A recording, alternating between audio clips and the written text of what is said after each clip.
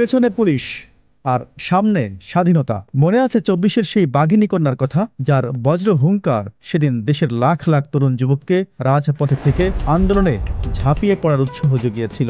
এমন হাজারো তরুণ যুবক সেদিন নিজের জীবনকে বাজি রেখে লড়েছিলেন হাসিনার ফ্যাসিবাদ পতন আন্দোলনে। দীর্ঘ ৩৬ দিনের রক্তক্ষয়ী সংগ্রামের পর অবশেষে আসে লাল স্বাধীনতা। গঠিত হয় দেশের ইতিহাসে সবচেয়ে জনসমর্থিত সরকার, অন্তর্বর্তীকালীন সরকার।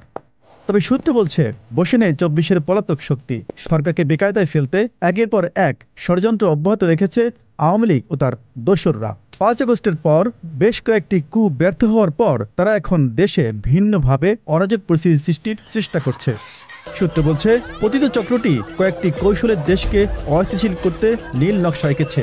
এর মধ্যে প্রথমে তারা হত্যা, ধর্ষণ, চুরি সহ নানা অপকর্ম সংঘটিত করছে। পরে এগুলোর প্রতিবাদে মাঠে নামানো হচ্ছে আরেকটি পক্ষকে, আর এজন্য মাঠের আন্দোলনে তারা বেছে নিচ্ছে ২০১৩ সালের শাহবাগী বামদের। ভারতের গোয়েন্দা সংস্থা র ও আওয়ামী লীগ পেছনে থেকে তাদের যাবতীয় সহায়তা দিচ্ছে।